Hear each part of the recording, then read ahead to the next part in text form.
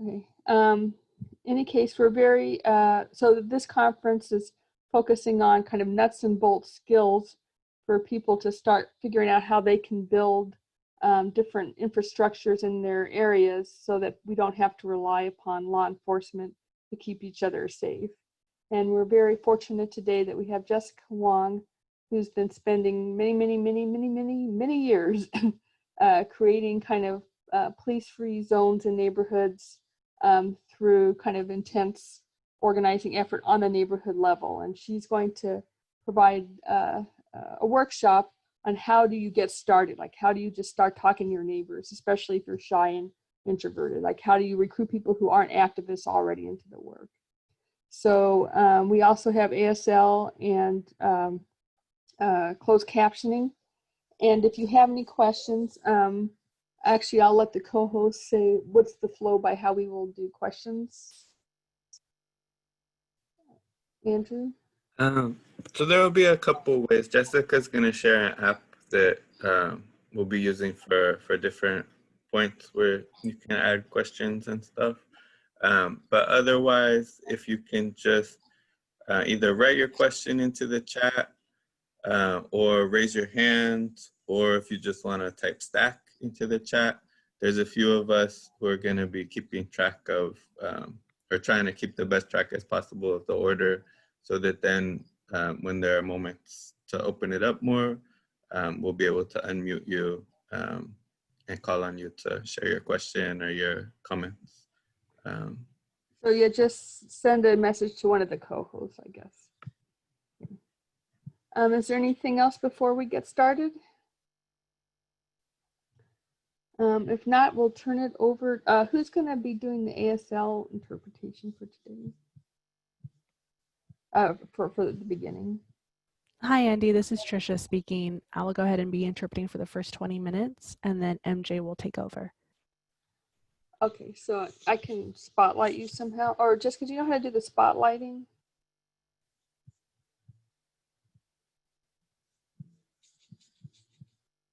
Oh, it's spotlight. Okay, great. Okay. Okay, so without further ado, let's welcome Jessica Wong to our CAT-911 conference. All right. Thanks so much, Andy. Hi, everyone. I'm Jessica, and I am the Executive Director of Northwest Neighbors of Pasadena. We are an organization that's located in Northwest Pasadena, and we have a interesting history of trying to engage in a number of areas of community work. We are currently predominantly working mostly with children and youth in the Northwest Pasadena area, as well as engaging with their families and, of course, the local community in creating safe communities that are not reliant on police intervention. So just to give you a little bit of history of how I got here and of how I'd like to set up today's workshop. So really, I'd like today to really be a dialogue for all of us, a way that we can all connect with one another, we can share, we can learn from each other. 3 hours is a long time to listen to me talk. I'm not sure I have 3 hours of things to share. So I really want us to be able to participate together and learn from one another.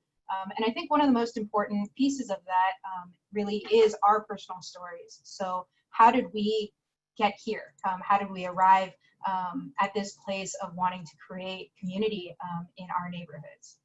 So just to give you my personal story. So I grew up in a very predominantly white suburban upper class neighborhood, and policing and kind of community engagement wasn't ever something I really had to spend a lot of time thinking about. It's something that's kind of built into the nature of what those communities look like. It's a very, police were kind of seen as friendly and, they're around, but, it wasn't ever really a force that was predominant in our neighborhoods because we relied on our community. We had such a tight-knit community of folks, and our neighbors knew each other so well, and we had so many alternative community resources, community programming, recreation centers, nonprofit organizations that were doing so much excellent work in the neighborhood that you always had somebody to call. I don't recall ever, thinking about any level of engagement with the police at all within my community. when I moved to Pasadena to join this nonprofit, I realized that that's not the reality for a lot of communities that are that don't have the same level of resource as the one that I grew up in. Became very intentional about wanting to create safe spaces within our community, and networks of people, a community of people that we could rely on outside of the police. So we engage that from a child and youth perspective, and so we do a lot of children and youth programming, and that's really kind of what I love. I really love working with children and youth, and that's led us to greater work within the community, opened up opportunities for us to really engage the community at large. So that's kind of my background, and I really would like for us to spend, maybe for yourselves to spend a few minutes thinking about how did you arrive here? What were, and I'm going to share my screen to share some of these slides. One second. So your personal story, what's led you to want to come and to build community within your neighborhood? Also, wanting to know what you're hoping to learn and discuss in today's workshop, and what questions you hope to have answered. We have an app, and it should be in the chat. If you go to that app, you'll be able to actually ask questions there, and that'll help us to be able to kind of streamline and collect questions. The link's here, but it should also be within the chat for you to copy and paste. And then at the end of this 5 minutes of reflection, of personal reflection time, just kind of jot some notes down about your story. We'll break you out into breakout rooms of about 4 people each. And if you could share your stories with one another, take your time to get to know each other. We're really hoping that this becomes a network of folks that is going to be able to collaborate and be co-collaborators in this effort, no matter where you are based, that this is a community that you'll be able to connect with as you're on your journey. So we really want to get to know each other and build some trust with one another. I would encourage you, as we go into breakout rooms, if you can if you're comfortable turning your camera on, it's a little bit easier to connect. Obviously, if you're uncomfortable, feel free to keep your camera off, but would encourage that as we go into breakout rooms. So we'll give you about 5 minutes here to think through your personal story and reflect on that, and then we'll move you into breakout rooms.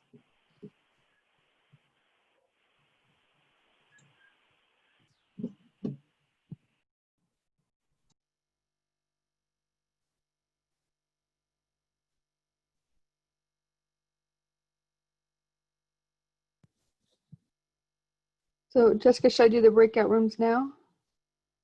If you can give a few minutes.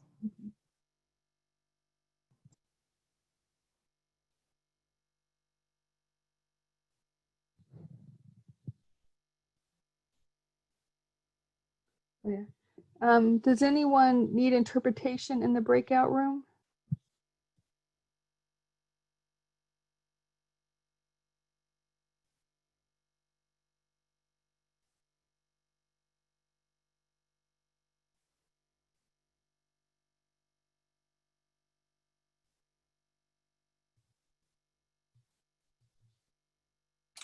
We also had a question about being able to see this afterwards, and we are recording the session and we'll post it online. So for sure, let us know if you don't get that link soon after the training.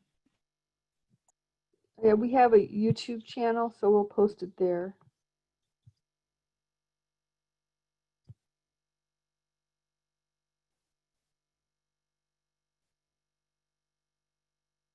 Okay, sure. Yes, so if anyone needs an interpretation in the breakout room, you can just text me privately.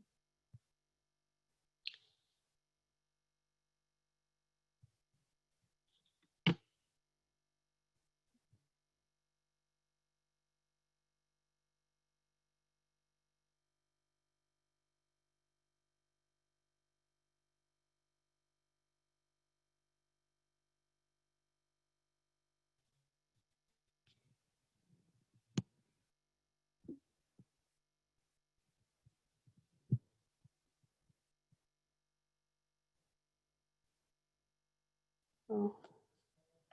We haven't started the breakout rooms. We'll be there in just a second. Just when Jessica gives us the word.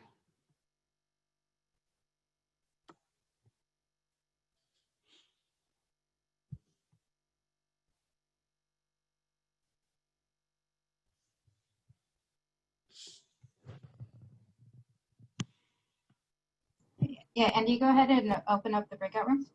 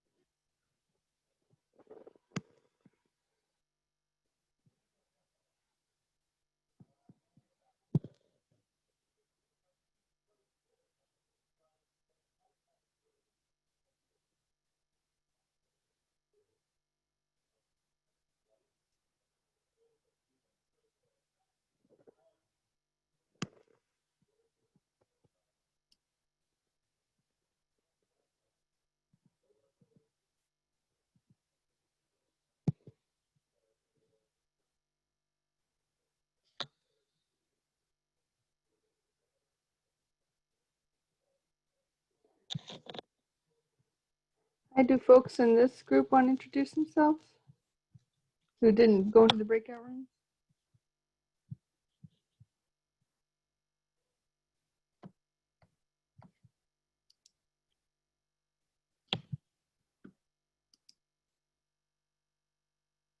Sheila? Hi, I'm Sheila Pinkle, and I'm part of Curb and Justice LA. Cool. Antoinette?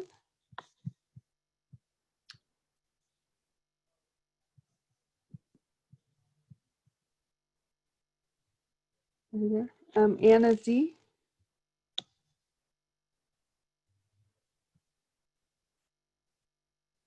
Hmm. Vita?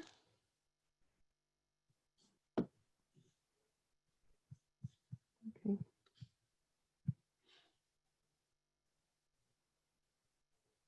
Anyone else would like to introduce themselves?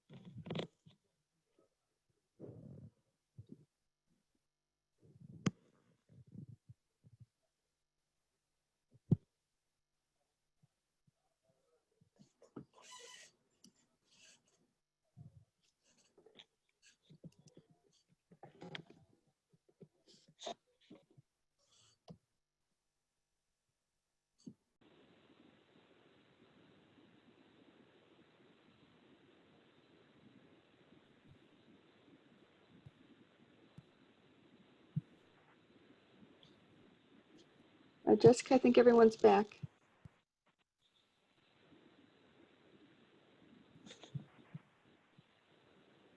All right, great. So hope everyone got a chance to get to know each other a little bit, and these will be groups that will be in for the remainder of our time together. So hoping you guys can all really connect.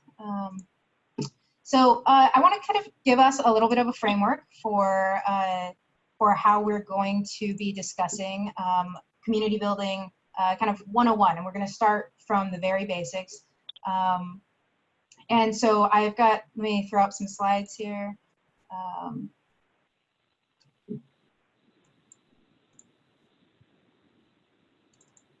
So we're going to be talking about it in 3 ways: from a relational perspective, from a partnership. Spotlight again? I'm sorry? The spotlight Sure. for the ASL interpretation. Okay, thanks.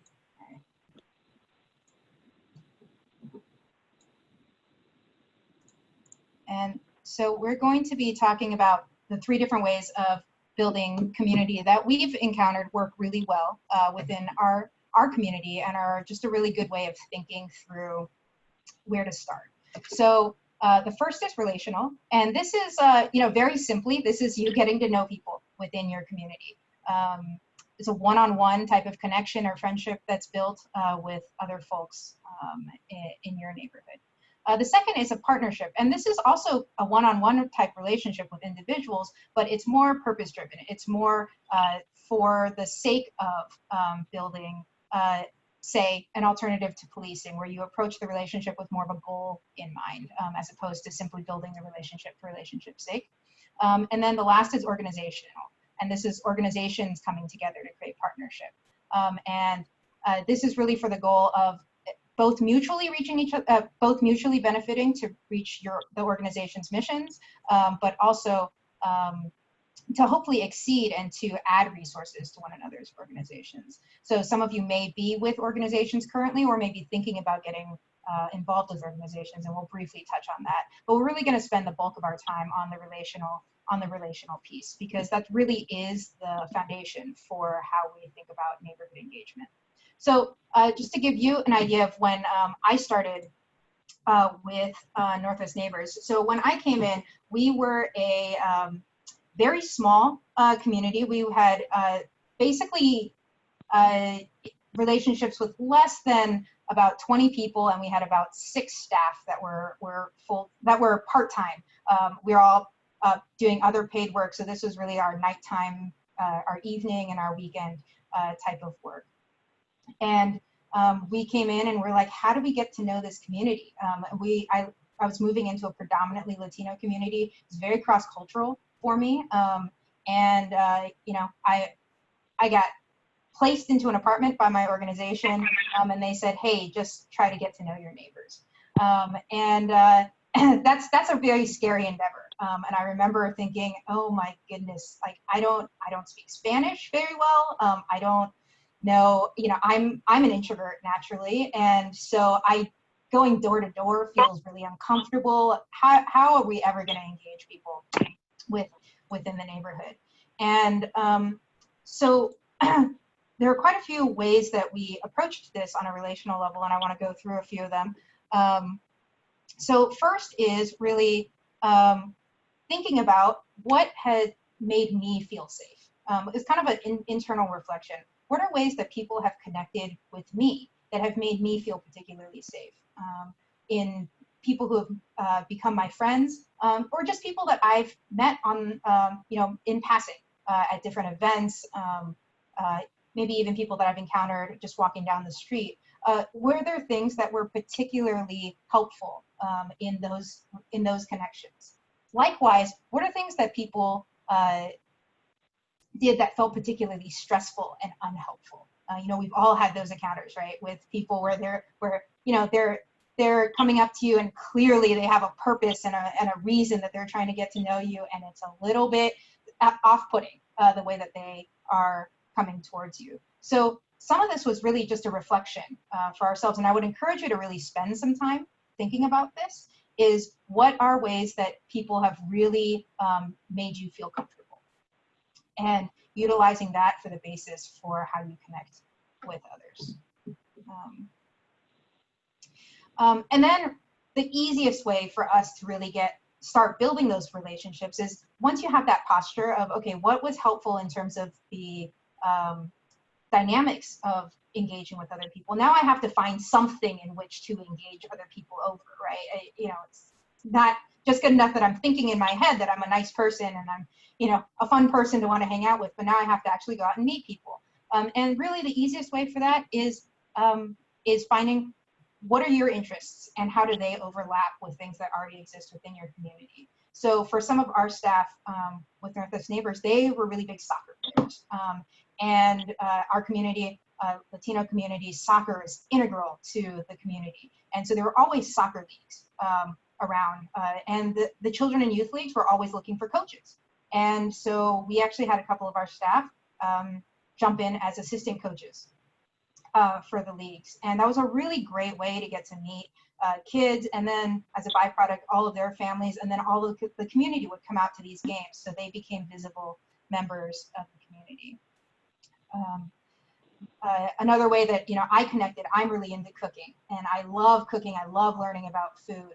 So one, I actually just started frequenting the same restaurants. I found a restaurant that I really loved, and I just started frequenting that restaurant. I got to know the staff there over time, and this was easy, right? They just started to recognize me over time. I'm not very good at putting myself out there and saying, hey, how's it going? I just wanted to say hi. That's not really my style. But after a few visits, they got to know me. And they started asking about me. I don't look like someone who lives in their neighborhood typically, and so they wanted to know, how I found out about their restaurant. And we got to start talking about the community that we were trying to build.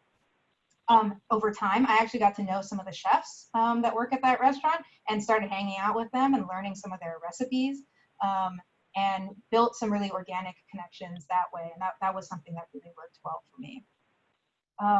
As the cooking, as I became more and more well-versed in in Mexican cooking in particular, I started having some potlucks for folks in the neighborhood, and just, hey, I just learned from, a friend how to make tamales, and I really wanted to get your guys' feedback on tamales. Would you like to come over, try mine, and then tell me how to make them better? That was one of the best ways to get connected with, particularly a lot of moms and grandmothers in the neighborhood who were like, great, we'll try your food and then we'll critique you all day because ours are better. And that was a really fun way that, I could enter from this posture of, I don't really, I'm learning from this community. I'm really wanting to get to know you and build relationships, not from hey, I have a resource to offer. I'm coming in and let me give you this resource. It really came from the other end of, how do I come in, learn, listen, engage, and be taught by this community that I'm wanting to engage with. So, and kind of throw a little bit out there. So I really want us to go into breakout rooms and actually discuss what are some of your interests? What are the things that you really would love to connect with other folks over, that are easy for you to connect with other folks with? So I think one of the biggest goals of relationship building, of this piece of things, is we're not trying to create work for ourselves. I think a lot of times we think of community building as this is a lot of work. But we really want to do this in a way that feels good for us, that feels like this is organic, this is natural, this is something I would be doing anyways. I might just be doing it with a slightly different group of people, engaging in maybe a slightly broader community, not just with the friends I already have, over things that I would already do. So where are places that you could connect with folks about those things? Are there already events and activities that are happening within your neighborhood, similar to the soccer leagues, where you could jump into that? Or do you can you maybe create a simple activity like a potluck, where you can invite people to something that you're interested in? So Andy, if you mind sending people back out into their breakouts, and if you guys want to spend about 5-10 minutes just kind of throwing some ideas around. Jessica, people wanted to know kind of precisely when to come back so they could organize their time. Oh, sure. Let's have them come back at 1:45. Okay.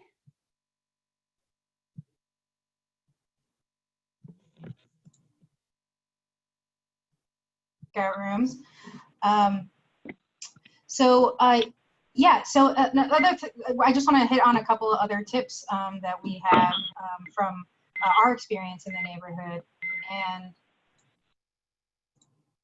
so one of the big things that as we're trying to engage with our neighbors, and we're looking at people who are physically within our space, right, that are on our streets, that are within a few streets. And really, I would encourage you as you're beginning this work to look at making your area of connection very small. So I think something that was really challenging for us is that our target area is actually is a square mile. Now that doesn't sound very large in theory, but when you think about connecting with someone even 5 streets away, in our neighborhood, the culture of that area is actually completely different.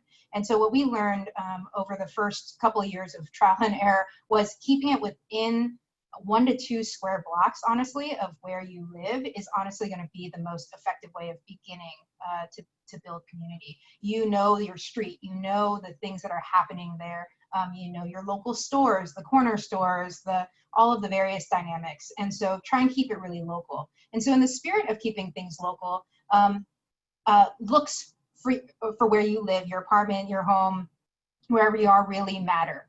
Open curtains, lights on, entrance inviting, having chairs outside.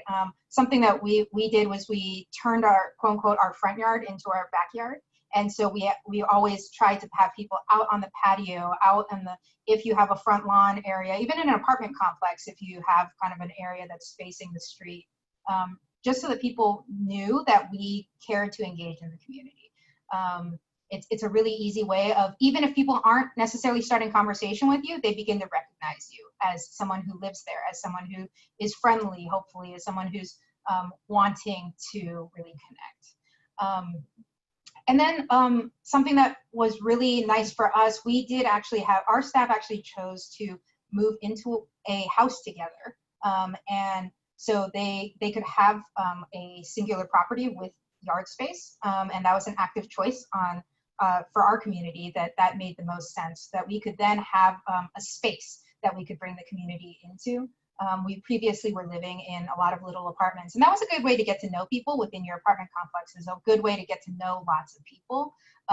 But then when you're trying to gather, especially in the time of COVID, you know, that can be a little hard when we're trying to be outdoors. And so trying to figure out kind of a communal outdoor space that you can meet with people is really helpful. And then we turned our kind of backyard into a playground for the neighborhood kids. So kids would leave, you know, all of their stuff there. Maybe, you know, in an apartment complex where it wasn't safe to leave your skateboards and bikes and whatnot, they would leave it in our backyard or locked up in our shed. And they would all have an access code to be able to go and grab that stuff.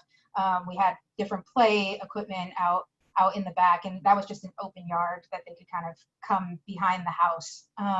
We also entertained a community garden space that never really got launched, but a number of different organizations have done that, and it's a great way of you know, everybody having their own plot and then coming together in that space. And then, you know, you've seen these pop up a lot, is these small libraries where you have tools or library books, or actually in the time of COVID, food pantries. And that's, I think one of my friends actually set up a fridge in their front yard and with a cabinet next to it. And there's just a lot of interaction that happens in that space. And you see people leaving notes for each other. And it's just a way to be able to encourage the community to come together and to exchange with one another. So all of those types of ways of thinking about your space, I think, are really important. You know, if you don't have any space, if you're in like a very urban area where, you know, you just don't have any of your own space, parks, and you kind of can stake out sections of a park where that just becomes where people know where you are. And we would do that when we were living in apartments, is we would consistently hang out with kids in like a corner of the park, and people just knew that if they were to swing by, likely we would be there in the afternoons from, you know, 4 to 7, and they could come and hang out with us. And we would have parents floating in and out and engaging with us. So it wasn't just a way to engage with kids, but also it brought their parents into our community so that we could build larger networks that way. And then once you've built a little bit of those initial relationships, then you can do some of the things like potlucks and progressive dinners that are super fun. It takes a little bit of the burden off you, so you're not hosting a giant party. We do host parties, but we started with some of these more of these progressive dinners where you can kind of float from home to home. And people like having folks over and seeing their space. I think it's a way of building intimacy and building trust. And so I would encourage you guys to figure out ways to do that in your neighborhoods. Cooking as brigades, as you learn about folks in your neighborhood that have needs, that are sick, that are having babies, things like that, dropping off food. And I would say that's a really good way of also, as you get to know your neighbors, of helping them to feel seen, like culturally seen as well. If you're in diverse neighborhoods, being really culturally sensitive to what you might be bringing over, and learning about their very specific needs.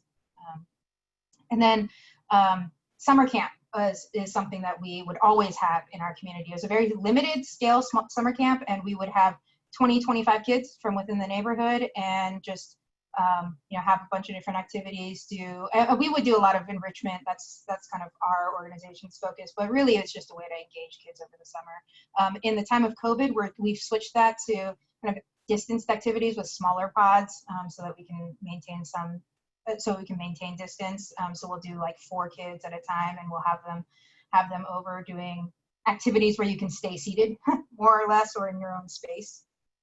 And then meetup also is a really great way to develop neighborhood groups. I know, especially in, I guess I've had some questions about some folks coming from more affluent neighborhoods.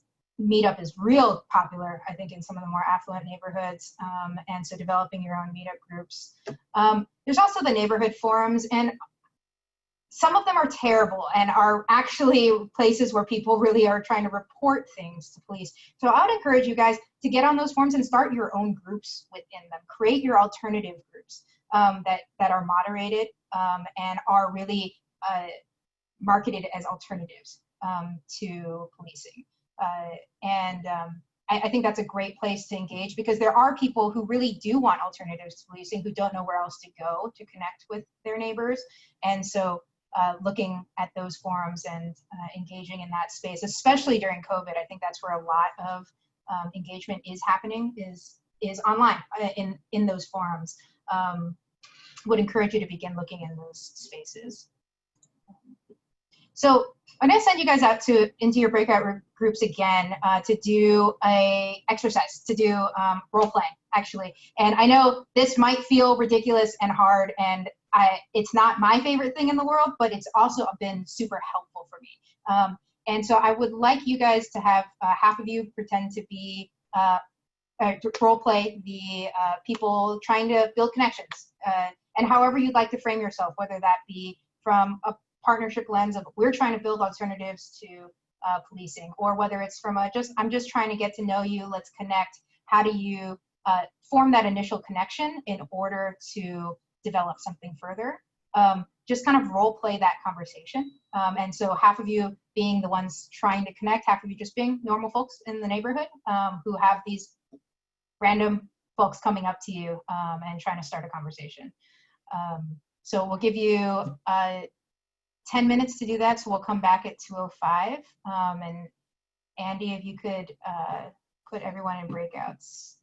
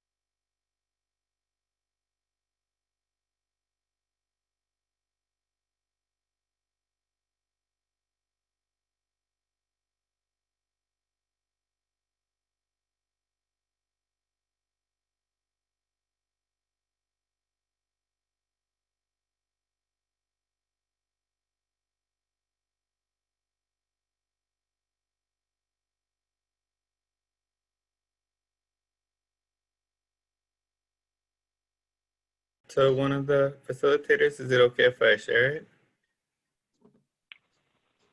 Sure. Yeah. Someone said, what happens when people paid or given opportunity to build community are also gentrifying the community?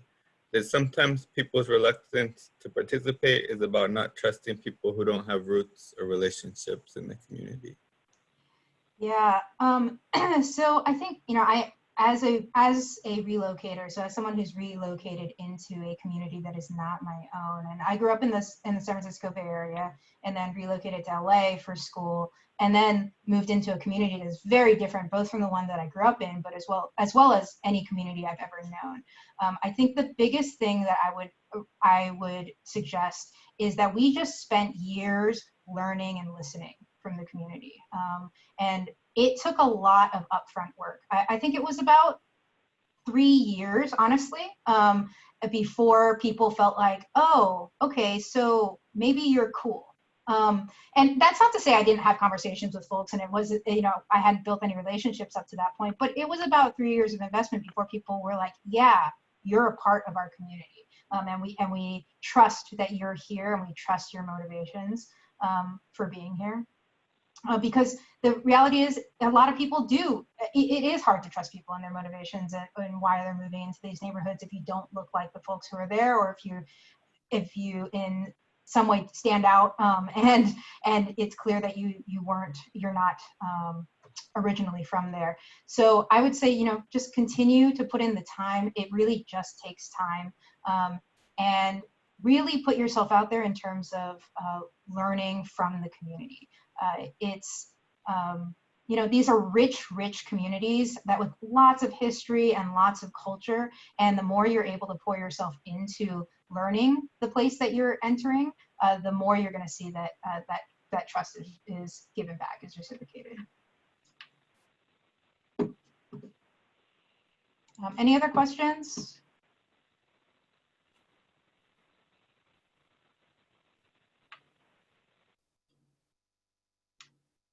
We're going to head into a break after this, so I want to take any questions related to the first half of the seminar.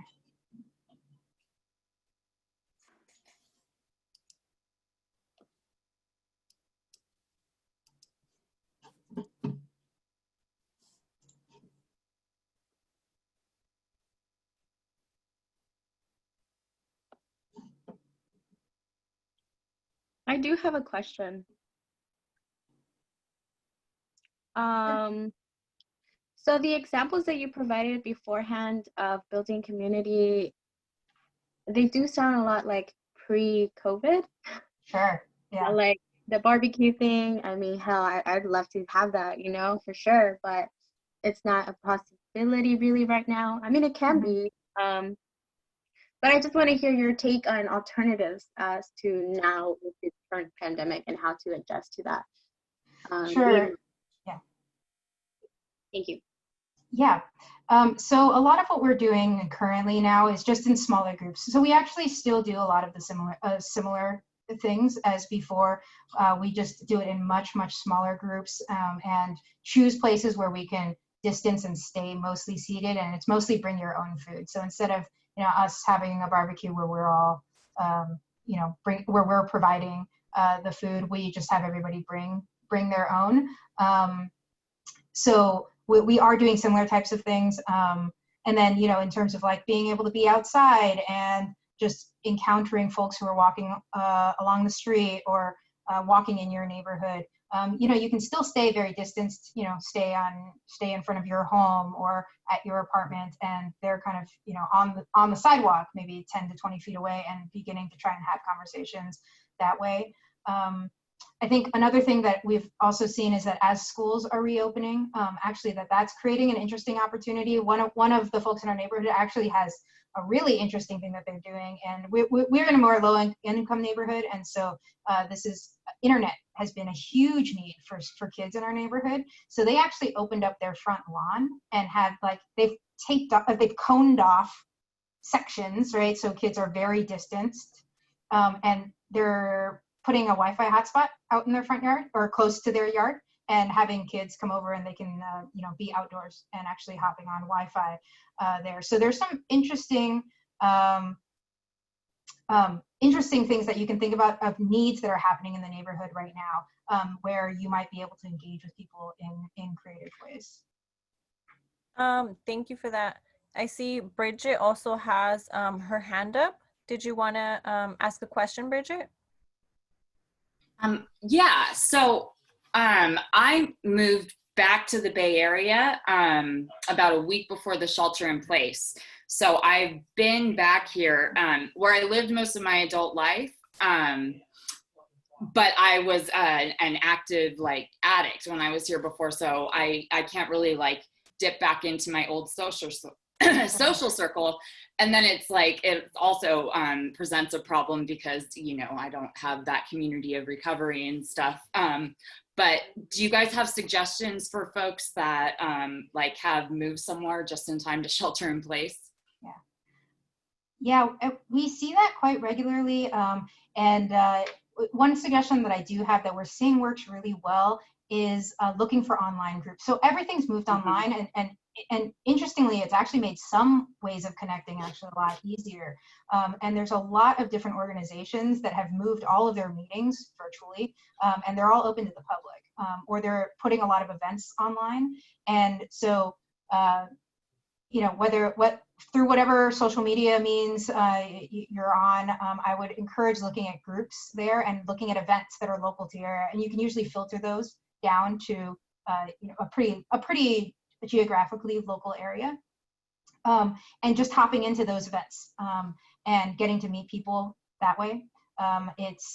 Sometimes these events are being run and very few people are showing up sometimes. And so it's actually a really great way to network. You know, you might get 4 or 5 people and all of a sudden it just becomes a really nice conversation space and way to connect pretty deeply with people in a virtual space that can then lead to some safer avenues of relating, maybe, you know, socially distanced or in some sort of physical space where it's a little bit more controlled and not just trying to go out and meet people who are in your neighborhood. Yeah. Yeah, I mean, because it definitely presents a lot of difficulties. Like I found that like I did not necessarily go and take that effort, and you know, it just becomes really isolating, and then you work too much and develop bad habits. But on that note, if anybody is in recovery too, I'm happy to network, and I'll put my email in the chat. Yeah, does anyone else have recommendations for how to connect in this crazy time of COVID? You know, we're just one organization, so I'd love to hear anyone else's thoughts. Jessica, there's another question that maybe goes along with this is, what about for people who have to move around a lot? Sure. Like you might be crashing on one person's couch, especially during the pandemic, and you're maybe in a variety of different communities. How can you build community in this kind of context? I think for folks, especially who move around a lot, I think the easiest way, and we'll talk a little bit about organizational connections, but I think organizational connections are typically the quickest way to get connected into a community. And in any community, there's typically very local based ones that are really just active in terms of building community within the neighborhood. There's quite a number of them. I think it's just a little bit of researching and trying to find the right ones. But connecting with those organizations gets you a couple steps in the door where relating one-on-one might take a lot more time. You know, it takes a lot more time to develop that one-on-one trust when you don't have the backing of an organization in the community behind you. So I would encourage folks who are moving around a lot to one, ask you know, if you're involved with an organization where you're coming from, see if they have references for other local organizations to where you're going. You can begin starting that work preemptively before you've even moved. And then this group hopefully is a wonderful place for that as well. That, you know, I think folks here are located all over and would be a really good resource for getting connected into each other's social spheres and neighborhood communities. Thank you, Jessica. There are 2 questions I see. I think Ruby had their hand up, and then Corey. Ruby, do you want to ask your question? My question just got asked, actually. I was the one that wrote in about moving around a lot. So Oh, my bad. Thank you. Thank you. No, you're fine. I didn't indicate. Thank you. Corey? Yeah, you sort of said what I was going to say. I was going to respond to Bridget about like, yeah, I moved from Oakland to just north of Berkeley and Albany because of housing issues right before the pandemic. And so there's like distrust of me being new here, but I still have some connections with Oakland. And a lot of it is through organizations and sort of broader area organizations, especially like the East Bay and San Francisco. We have a whole thing. I know that is sort of true in LA with CAT-911. So I do recommend that. I had a comment, someone wrote a comment in the chat about gentrification, and this is something that we do think heavily about. And so for folks where you're coming into a neighborhood where you're not living in a neighborhood, but you're thinking about moving into one, I would heavily encourage you to connect with organizations before you move into that neighborhood, with anyone already existing and doing the work there as to what is the best way of engaging and coming into that neighborhood. It is a fine balance, right, for folks who want to move into a neighborhood to actually really promote healthy community and community development and relations. But a lot of times on the surface level, you can be seen just as another gentrifier, as someone who's coming in and is a danger to the community, or is something, or is going to bring negative consequences to the community, especially for communities that have already experienced trauma in that way. So I really would encourage folks who are considering and moving into a community where you would stand out, to connect with people who are already on the ground doing the work, to figure out the best ways of engaging in that neighborhood. And as we were coming into our neighborhood, we were brought in through an organization. Northwest Neighbors had been existing. It has changed a number of different times since I've moved in, but we were kind of brought in, and there was some existing relationships that helped us to build some initial trust in the neighborhood. So we weren't just those people moving in, these educated, white and Asian folks moving into a Latino neighborhood and creating a lot of problems, because we are seeing a lot of that as well, as Pasadena in particular, and for any of you who know the geography, the neighborhood that we're in, even where I moved in 15 years ago, it is now becoming gentrified. And we've actually had to move half a mile up in the neighborhood just to kind of escape that area. And we're dealing with some of the issues around over-policing from where we moved in, where now we've got more folks with, people buying a property, more folks with means coming in, and they are really encouraging the police to come in and crack down on local neighborhood folks. And so that's some of the work that we're doing now, is trying to actually combat that and re-engage with the community as everybody is kind of shifted north geographically.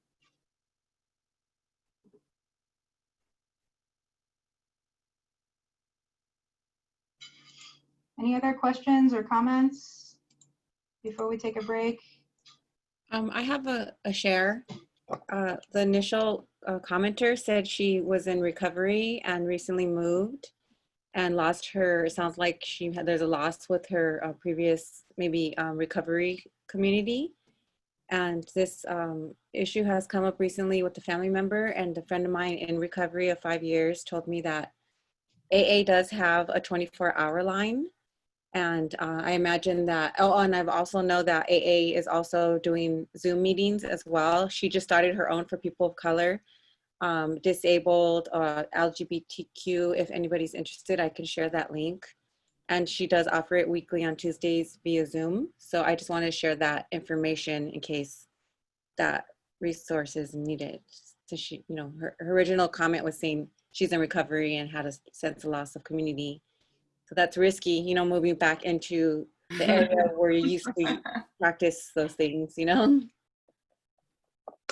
then just to add to that, thank you for that. There are like Zoom NA meetings as well. And there are some locally. I finally started attending just because I needed to. I'm just so hesitant to go online.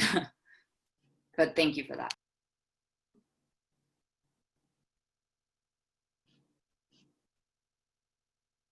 And Leah, I don't know if you can chat to everyone, but for sure share that link. It would be great. And if you can't get to everyone, you could get it to me and I'll put it up to everyone. Okay.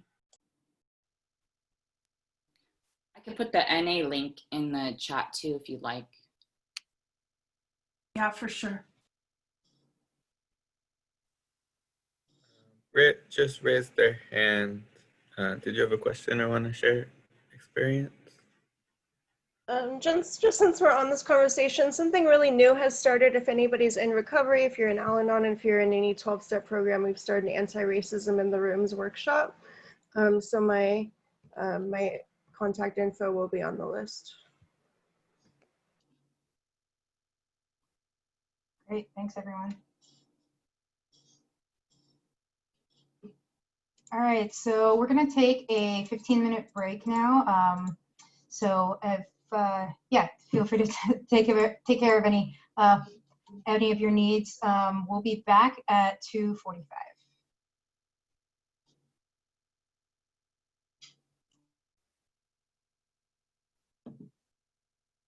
Okay, that was great. I asked you to restate that, and I forgot to press the record again. Sorry. Integrate that sometime into your discussion. So Okay, sure, sure. All right, and I think folks are probably back. All right, great. So the issue of gentrification actually has come up quite a bit in the various question spots and in the chat. And so I wanted to actually give some time for that. So we're going to break out into a few different themed groups. So if in your name, if you can rename yourself and choose your option, I'm going to give us 3 room types to choose. And so the first type is if you feel like you fall in the space of potentially being a gentrifier or of having concerns that you're going to be in a space where you could be perceived as such, and so dealing with issues around how to enter a community as a gentrifier or being in a space where you might be perceived as that. The second would be for folks who are in communities that have been gentrified, where you are dealing with issues of how to engage in a gentrified community, or you've been harmed by gentrification in some way, and wanting to discuss those issues. And then the third group is maybe you're unsure. You're not sure where you fall in this. You're still on the journey. You're trying to figure out what gentrification has to do with community building, and you just want to learn a little bit more, to have a discussion with others who are still trying to figure that out. So if you could put 1, 2, or 3 in your name and rename yourself, and Andy, if you could put people in groups of 5 according to the number that they're putting in their name. This won't happen quickly, right? Sorry? You don't need this right away, right? Because it's going to take me a long time to get there. Yeah. And so we're gonna circle back, and we're gonna talk about gentrification, because it really is a pressing issue, and it's something that affects all of our communities in some way. And see, if you don't fall into any of the groups, if you want to just choose 3, and it'll be a more broad conversation around gentrification and the impacts that it can have in a community. Could you mention the 3 real quick again, briefly? Sure. So number 1 is if you are in a space where you feel like you might be perceived as a gentrifier, or you may contribute to gentrification in some way. You're coming into a neighborhood where you can be perceived as such, or live in a neighborhood where you could be perceived as such. The second is where you're in a community where it has been gentrified, and you're dealing with issues of gentrification and how to counteract some of the negative issues that come with gentrification. And the third is if you don't fit in either of those 2, if you're still on the journey, if you're still trying to figure out, if you live in a community where that's not necessary, it doesn't feel particularly applicable.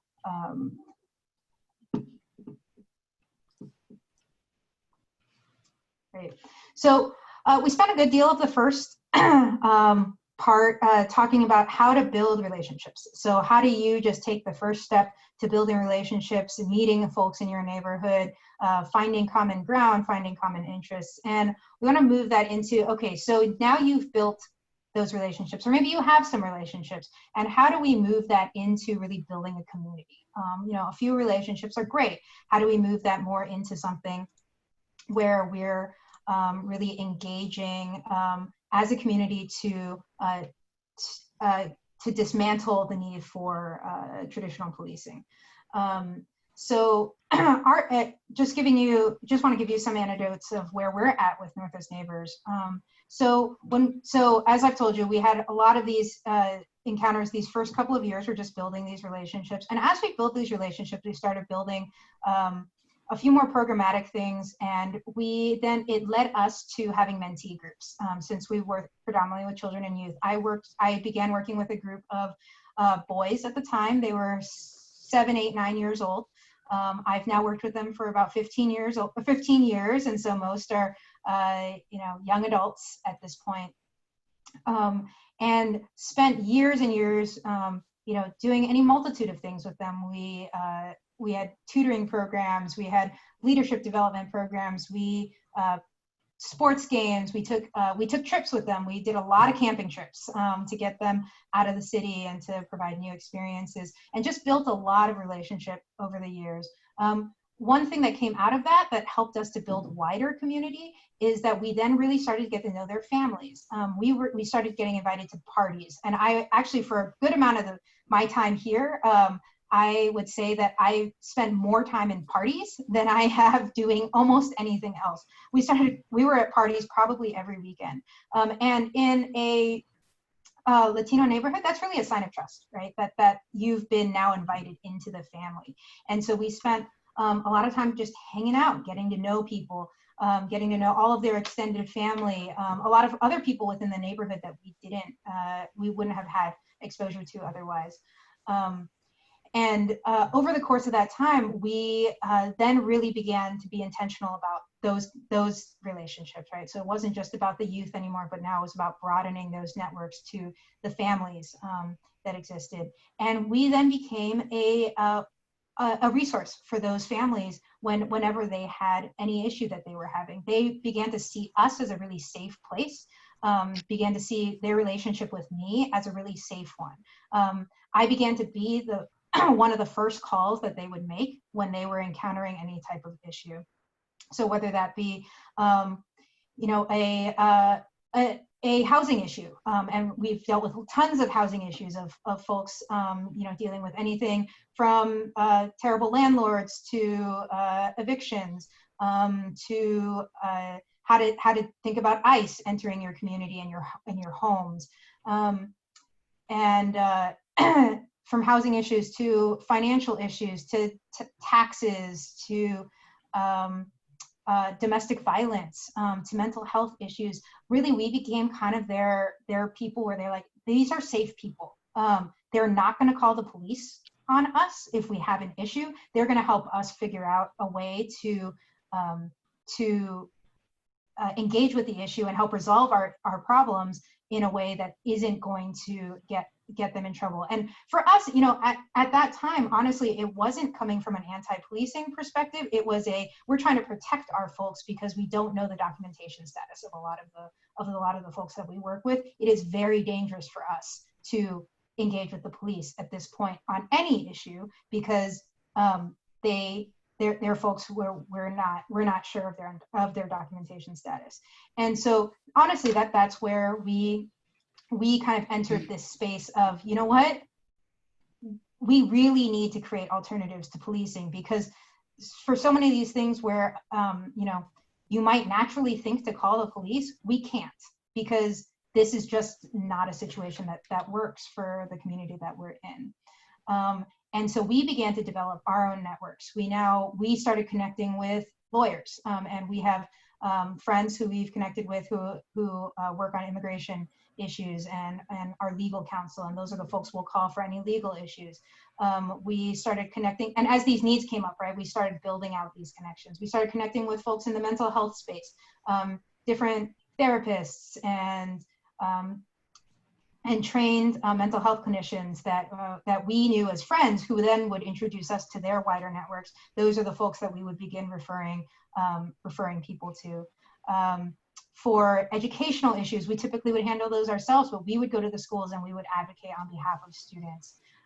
So we really began to become this one point where they could call us and call us at any time, and we would become the ones who would help them find the resources and really get them the help that they needed in whatever arena that was. I will say that the way that we went about it definitely got to a point where I felt overwhelmed at some point. At one point, you know, I had my phone on 24/7 because people were just calling at all hours. And it did become a little bit unsustainable, where it was like, I need help. I can't be the one who's constantly available at 2 a.m. for these emergencies. And so then we began to expand our networks, right? Our internal networks and introducing folks who were calling me to other folks within my network. And hey, I'm using my relational trust to introduce this other person into this circle. And so now this is another person you can call if you need help. And we slowly, very organically then just began to build out that network, so that we had at any point, actually there's about 8 to 10 folks that people feel like they can call, and it's kind of this rotating list. It's whoever people feel most comfortable reaching out to, but it does kind of divvy up the responsibility. And so whoever has the primary relationship is the one that then is called, and then they help reach out to whoever is needed. And you know, in a lot of these ways, we were doing this we didn't have much of a framework for this. We sort of fell into this role within the community, and so there were some times where we get a call about something that we felt a little bit out of our depth. I think one time one of the family members, it was a domestic violence case, and we really didn't know what to do. And so, you know, I was like, well, I'm calling three of my biggest friends, and I don't know what's going on over there, but we're gonna just come and see what we can do. You know, it was certainly a learning experience, but we, you know, at the time we obviously had enough training where we were like, okay, we need to separate the parties and then try and prevent any violence. But we were still figuring out as we went. So we certainly made our share of mistakes. And I know as you guys go through the training with CAT-911 that they're going to provide a lot of services and a lot of training that will get you guys a little bit more training than we had when we were starting off the ground. But I think that it's our experience with Northwest Neighbors really goes to show that you can build those just by build these networks really just by having a group of folks who are really invested and that the community begins to trust. You know, they weren't coming to us because we were super well equipped in any which way. They were coming to us because they trusted us, and they trusted that we cared and that we would find people who could help with whatever their situation was.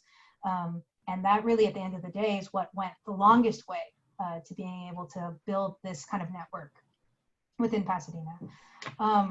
As we've been going to, we've also been trying to key in on specific folks within the neighborhood that as we've grown, right, as an organization and in our networks, and gotten to know more and more folks within the neighborhood, you then begin to key in on the key folks within the neighborhood, what I would consider like neighborhood leaders, right? Folks who just naturally have really large networks and connections, who have a lot of influence on their street. One of my good friends, she lives on the end of my street. She's a woman I met 13 years ago now.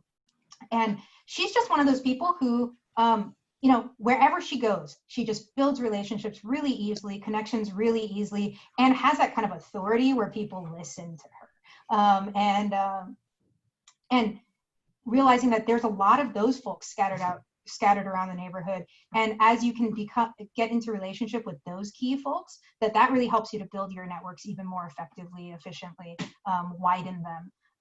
So that you then have a lot of influence and a lot of trust and a lot of authority, even in space, you know, even with folks that you may not know personally. As long as you know that key person within that neighborhood, they vouch for you, and then they become kind of the linchpin to developing relationships within that community.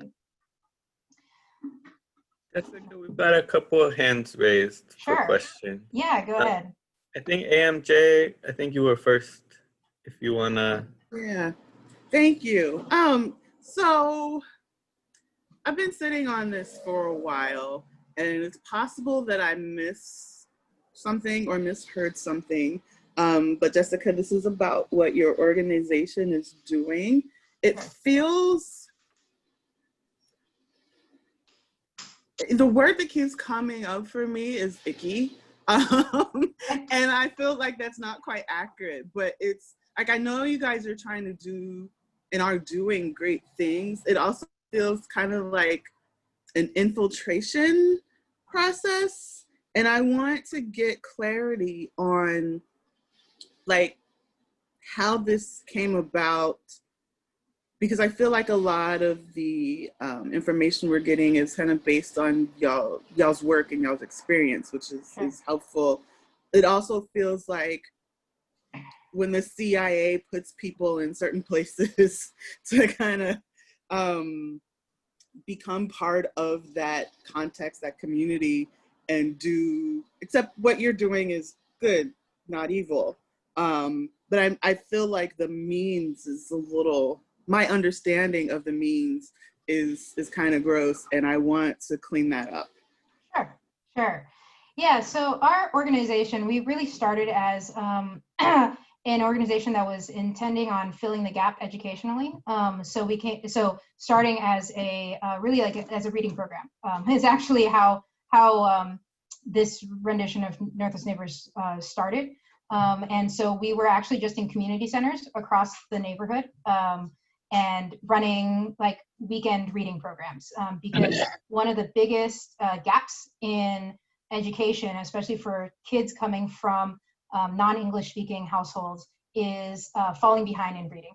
And particularly in the summer, students from non-English speaking households will actually fall back, will actually regress in their reading by a quarter to half a grade level, while students from college educated families, college educated parents and English speaking households will typically actually improve by half a grade level throughout the summer. So that by the time a student starts back up in after summer break, they're typically a year behind, up to a year behind in reading level from our neighborhood.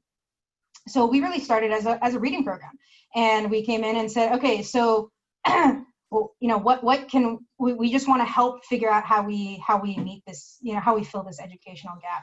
And so we partnered with one of the big nonprofits in the neighborhood, and they said, we've got this grant money to do these reading programs. Would you guys like to go out and do these reading programs?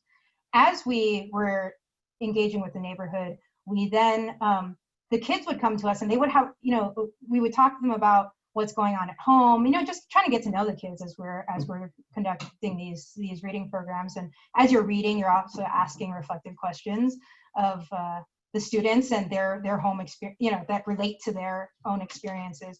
And a lot of needs started coming up, and we're like, oh, there's a ton of things. It's not just that they don't speak English at home, like it's that there's all of these different things that are affecting their ability to engage with education. And so we just kind of one by one, we're like, oh, so kids aren't getting nutritious meals at school. And this was before a lot of the school initiatives around food started. And we're like, oh, well, you know, maybe we could provide food. And so you know, breakfast for kids before they go off to school. And so we started doing little things like that. And so we just started one by one hearing needs and trying to respond to needs. And then that led to really organically to mentorship relationships where kids were like, hey, we just want to hang out. You know, you're here, like we want to get to know you, you're invested in us, we just want to hang out. And so we then formed these little mentorship groups from those kids that we had initially met, and then it just started growing and growing until you know, it has become what it is today. So I think, you know, our initial, when we came into the neighborhood, was really to meet a specific educational gap, and then it just sort of blossomed and grew into what it is now as we were responding to needs that we heard from our students and families. Did you all have conversation with the community about having staff move in, and is there anyone on staff who's from the community? Yeah, so the initial group, actually, they were folks that were invited in by folks in the community who said we'd like some folks to move in and be here because you don't understand our issues until you're here, right? You don't get why we're struggling until you've moved in, and you're living in the apartment complexes that we're living in, that you're dealing with the slumlords, that you're that we've gotten all the housing issues that come with that. And at the time there was quite a big gang presence in the few streets that we were on. And so, you need to learn those issues in order for you to actually be effective here. And so our very initial group of folks came in because of that. And then, as the organization continued, obviously we were just getting invited in as part of the organization. We are very conscientious as an organization, however, to keep our numbers very, very small. We've never had more than 10 staff in our organization within Pasadena at any given time, or relocated staff, rather, I'm sorry. And our intention actually as an organization has been always fully to turn over to all local leadership.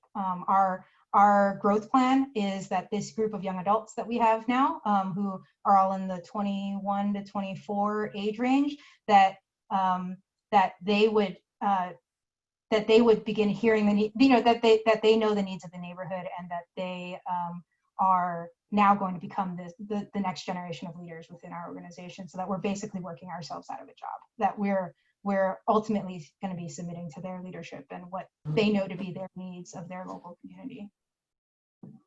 Thank you for clearing that up. Sure, of course. I really needed that. Of course. Thank you for asking that. And yeah, I think sorry, and I appreciate the comments that I'm getting that that's slowing down and explaining that at the beginning would be helpful. So I appreciate that. Thank you. I think we have a question from Sheila. Sheila, yes. So could you talk a bit about the funding of your organization? How do you pay for food for kids, and is your staff paid as well? Our staff are not paid, so we are all what we consider bivocational, meaning we are self-supported. So we all have careers in something else, and that's actually intentional. So it's so that because our intent is that our students or folks from the neighborhood would take over leadership of the organization. We don't want to create a situation where they would have to fundraise, because we know how difficult that can be, especially in our community. And so we wanted to model what it looks like to be able to have a self-sustaining career and then engage with the community in other ways, or outside of our paid work time. So all of our funding comes from individual donors. We do occasionally get a grant for like our summer program, a particular program, like a summer program, and we'll write a specific, application or grant application for that. But about 90% of our funding comes from individual donors, who just really, are invested in youth, or who really care about the youth in our neighborhood.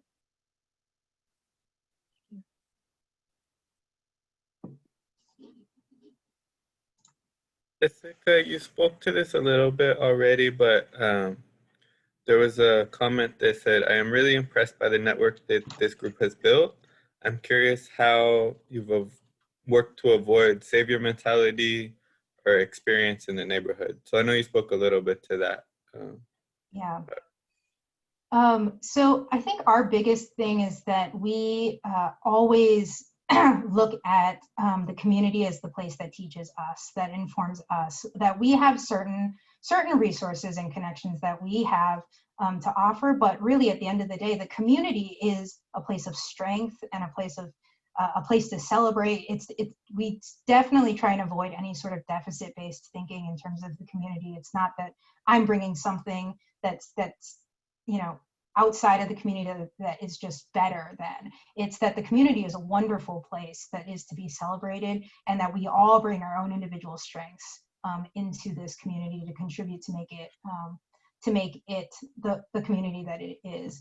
And we spend a lot of time working with our staff, making sure that it's always from a listening posture. It's always from a posture of wanting to learn and listen and be responsive to what is being, what folks are communicating to us. So we're not coming in and saying, okay, well, I think that, you know, these are the problems with the neighborhood and this is the program that I need to develop in order to fix that. We've never none of our initiatives has ever come out of that. It's always been out of expressed need from relationships and folks saying, hey, you know, we're really struggling in this area. We really are looking for something in this way. You know, how do we work together to meet that need, and really working with folks from the community in that way, right? And so any of the programs we have, they're not just us coming in and saying we're doing this. It's how do we all work together to really fill this need. Even our tutoring programs, I'd say it's very collaborative with the community. You know, we might be doing the majority of the actual tutoring, but we have parents who sign up to bring food to cook dinner for all of our tutoring sessions. They actually also come and hang out, and they do the Spanish tutoring, right? Because that's certainly something that they'd be a lot better at than I would. And so we find ways to collaborate and partner so that it's not just us spearheading anything within the community. It's always based off of a expressed need, not a perceived need, but an actual expressed need within the community.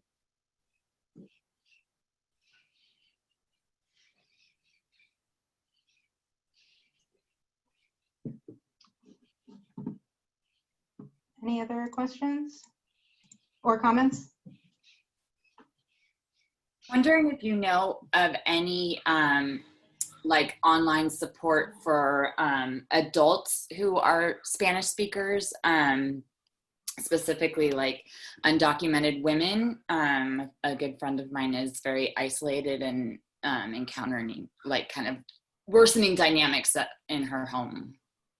Online communities for women. I do know of a couple organizations locally. I'm not sure what their virtual presence looks like currently, and I don't know if anyone else in this group has connections as well. Feel free to either write those to us in the chat or volunteer those. But I can definitely reach out to some of my networks and see what folks are doing virtually at this time. That would be great. Thank you.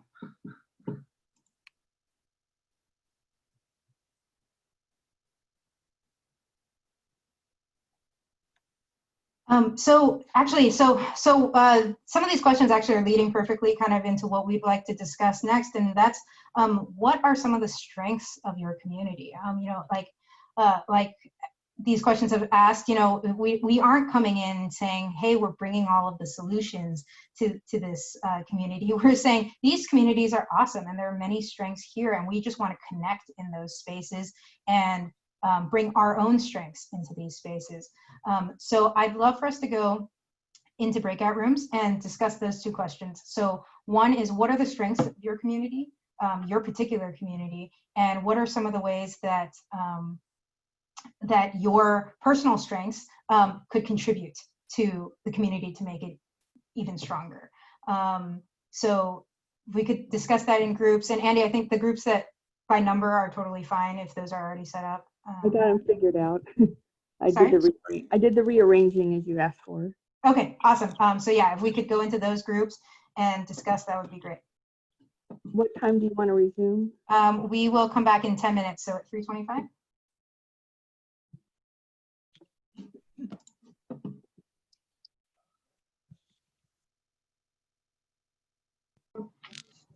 Hope those were some good discussions, and just a real chance to think about really how wonderful our communities are. I think we all are part of this work because we love our communities and we think that they're fantastic places, and we want to continue to strengthen our communities. And so I always want to encourage us to have a space where we reflect on that, even as we're also looking at, especially as we're in work that maybe doesn't let us focus on that a lot of times. So the last thing we just want to touch on briefly is how to build partnerships with organizations. This is a piece for those of you who work with orgs. You know, I think this is something that we take really seriously, and we're very we have very few we actually have taken the route of fewer partnerships and really having really deep partnerships. And this actually goes back to one of the comments of, you know, making sure that we are partnering with organizations that feel like they really are have the same values that we do, that are engaged in work in the same ways that we do. I think there was a point where we were encouraged to just build relationships for relationships' sake. Let's just work with any org that's doing the work that we're doing. The problem is you often get then into a relationship where, you know, a few months into it, you're like, wait, I don't think I really agree with the way that you're approaching our community. And so I'd say upfront, really do your work. And I appreciate the questions challenging, you know, asking me to define how we do our work. And I think that those types of questions are super important as you're engaging with any organization, that you really are understanding and on board with how they choose to engage their work. Just because you might have the same end goal, if you're working with an organization that doesn't have a similar approach towards getting that work done, or a similar lens on the community, a similar in similar way of engaging folks, right? You're going to end up in a situation where it creates tension, and it may actually be destructive to your work and to your organization's reputation. So something that I always encourage folks is, as you just really do your due diligence as you're looking at other organizations within your community. There's going to be tons of them. You know, every city has many. If you don't know where to look, actually, even looking at most city councils actually do list nonprofits working in the area. If you have no idea where to start, it's not the best place to start, but if you have no idea where to start, just look for nonprofits and then interview them, right? You know, a very similar type of situation where you really want to do your due diligence in interviewing them and making sure that they're in line with your values and how you function as your own org. If you're someone who's looking to get involved with an organization, if you have friends in your city who are involved in organizations, that's a great place to start. You know, tap them and see what they're involved in. Those are always the places where, you know, your friends typically are going to have the same values as you do. And so they've at least given you a first layer of vetting in getting involved with different organizations. And I do encourage that even if you're not getting involved with an organization that is doing this type of work, that just being in a like-minded group of folks that cares about your community, it's just a really, really good place for you to get personal community. Getting involved in an org doesn't mean that you have to do all of your work, all of your neighborhood building, all of your community building through that organization. It's just a group of people that you're involved with, that you're in relationship with. And so I think that's really important, that as you're out there, that you don't feel lonely in this space. It can be really isolating to feel like, hey, I'm the only one out there, you know, doing anything. I'm you know, on an island, and it really can feel like that in the beginning, especially if you're in a neighborhood where this is kind of a new initiative. Find that kind of community. Really build that community from the start, so that you always feel like you have support. And I'm really hoping that this community also ends up being a community for folks, even if folks aren't geographically in the same place, that you'll really have a group of people who you can come to. The other note on organizations is that I think constantly kind of figure out where your strengths are fitting into those organizations. So I think reevaluating your own organization staffing with the partner organizations. I think you know, Northwest Neighbors, as we've evolved, we've changed partnerships quite a number of times. So don't feel afraid to just be in constant communication with different organizations, and make sure that you're not only are your vision and mission continuing to stay aligned, but also the strengths and weaknesses that you bring. The strengths that you bring are in line with what that other organization needs, so that you guys are really working together and synergistically. I think it's something that I wish I had been told earlier on, because I think we stayed in some partnerships longer than we needed to. Partnerships can always be just for a specific project or for a specific time. Don't feel like you're tied in forever. And yeah, continue to evaluate. So those are big points that I wanted to hit. And so I love to open the floor for questions. And then we're going to end with, I know it's kind of a funny place to end, but I do want to end on this this conversation of gentrification, and we want to send you guys back into breakout rooms because it's a complicated topic. It's a lot of nuanced issues, and it looks different in every community. And I know we all are engaging with it to some degree, whether it's something that you're having to think about, whether it's something that you're engaging with on a day-to-day basis, whether it's something you're considering as you may be considering moving. It's complicated. And perception of gentrification is also just as complicated as the actual gentrification. So I do want to end on that. But before we go to that, if anyone has any last questions or comments. I had a question. What are your thoughts in terms of this work when there may be divisions in the community? Does that make sense? So, so some folks are like, we want to call the police for everything, and other people like, don't come. So what would be the work to address when people may be differentially situated in the neighborhood? Yeah, so we do actually encounter that a great deal in Pasadena. We have many different communities, all of different frameworks. And Pasadena is almost like, it's like a city within a city, and there's, we've got a predominantly African-American geographic area, a predominantly Latino neighborhood, a very upper class white neighborhood, and then you've got kind of more mixed medium income sections, and then everything kind of in between. And so every piece of the community looks at this from a different perspective. And so one of the big things that we do is, that's where partnerships really are pretty vital for us, is that we have different organizations that are working with different communities to address their concerns, and that as leadership within those communities, we have similar vision, we have similar focus to want to create supportive communities that provide a host of services, or I'm sorry, not provide, but are a network of a host of services. We also realize that different communities just need different voices to speak to them and lead and engage with them. And so we partner with other organizations that care about the same type of work, but that are focused on slightly different populations of folks.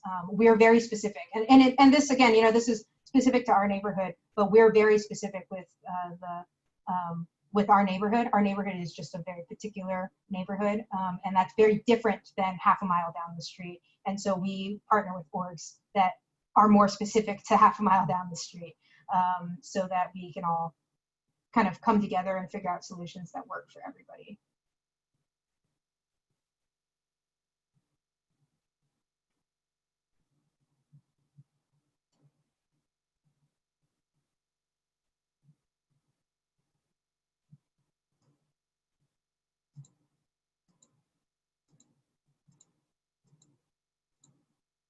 Anything else? I'm so sorry. Hello. Oh, sorry. Do you, I have a question. So do you depend on direct dialogue between people who have needs and they call you directly, or do you use the internet and have a site so that they can communicate with what their needs are, and then you can possibly direct them to the appropriate person or organization? So we're all built on a one-on-one relationship. So our organization is all about being in relationships with folks, and being in the community. So we don't rely, and our community is not one that uses message boards or would really go to a website as their primary mode of communication. And so we rely most heavily on texting and phone calls, and just direct contact. Now that varies per community, right? And I would suggest that you reflect on what makes the most sense for your community, because every community will be different, obviously. But I will say that at the core of it, the one-on-one relationships matter. No matter what method you're going to use, at the base of it, people need to trust you.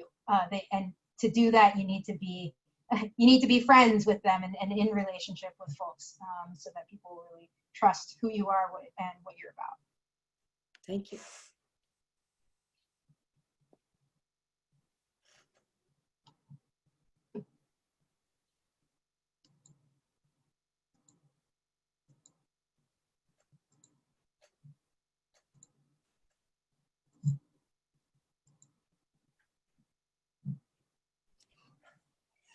All right, so we're gonna send you off into breakout rooms and really take this time to wrap up any closing conversation you have. These are also split by the groups that are in, I'm sorry, the themes of long gentrification that we had identified earlier.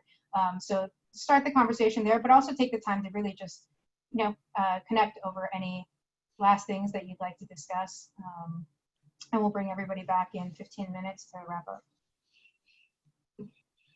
What time? Or what time should I reconnect? 3:52.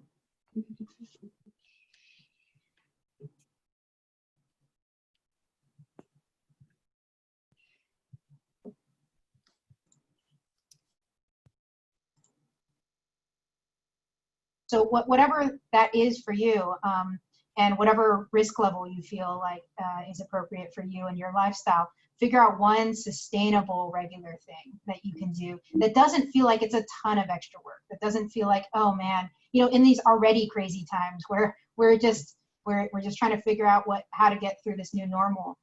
What is something that's both going to give you life as well as be a way that you can connect with folks in your community? Jessica, somebody raised, how would you connect with your unhoused neighbors? And can you state a few more examples of how we could connect, that we could use for our homework now in terms of connecting during COVID? Yes, and definitely with your unhoused neighbors. So more examples, Andy, is what you asked? Yes. Yeah. General examples and examples also specific to unhoused neighbors. Unhoused neighbors, yeah. So within our community, I know there is actually still a lot happening in communal spaces amongst our unhoused community, and so a lot of things are still happening at the park, where it's actually a good place to just hang out with people in a very socially distanced way. And so I think even being conscientious of folks that are there and connecting with folks in that way. And again, they're also looking more so than ever for human connection, just to have a conversation, have a smile. And within our own communities, I think creative ways of having maybe distanced meals at your home, where people bring everything themselves, but you find a spot where you can distance, either in the park or if you have a yard or a common area in your home. Anything that you would do with friends, it's a chance to do with people within your community.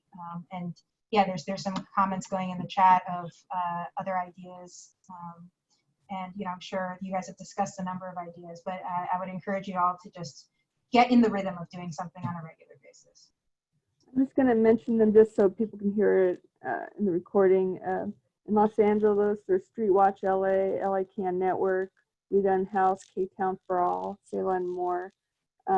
Bay Area, people are doing breakfasts to connect with people. Another suggestion, just go talk to people, bring snacks, tarps, blankets, etc. If people don't want to talk to you, don't be offended. It takes time to many visits to establish trust and build relationships. And just one thing to add to that, LA Can, along with another great program, Anti-Police Terror Project, will be doing the training on the 27th. And on the 20th, Arab Resource and Organizing Center out of the Bay Area will be doing that training. All three of them will have or some of the groups that were mentioned, and we'll have a ton of resources too.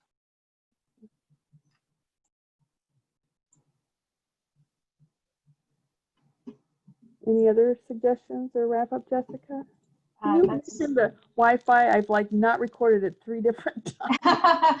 Yeah, that's actually one of the biggest things, and I'm working with that actually on a citywide level as well, is for low-income families and reliable access to internet. And so we, one of our staff has put out Wi-Fi hotspots across their property and has invited students to come and distance and sit with their computers.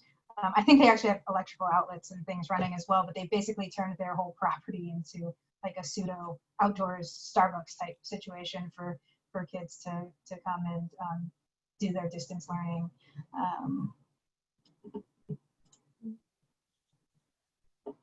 Well, thank you so much, Jessica. As Kim mentioned, our next session is going to be on the same link. So it's the same link for all 4 sessions.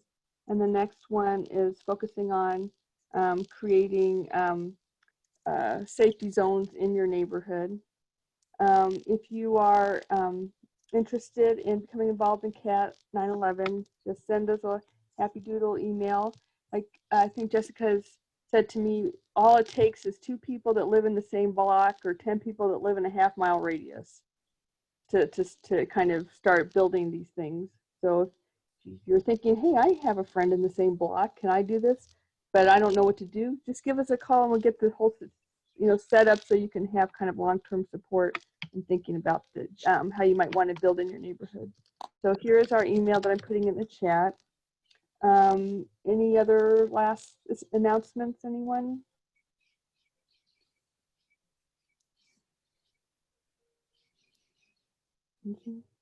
Thank you. This was very valuable. Well, thank you so much. And thank you, Jessica, for being here and presenting with us today. Thank you. Thank you very much. It was wonderful. Yes, thank you so much, Jessica.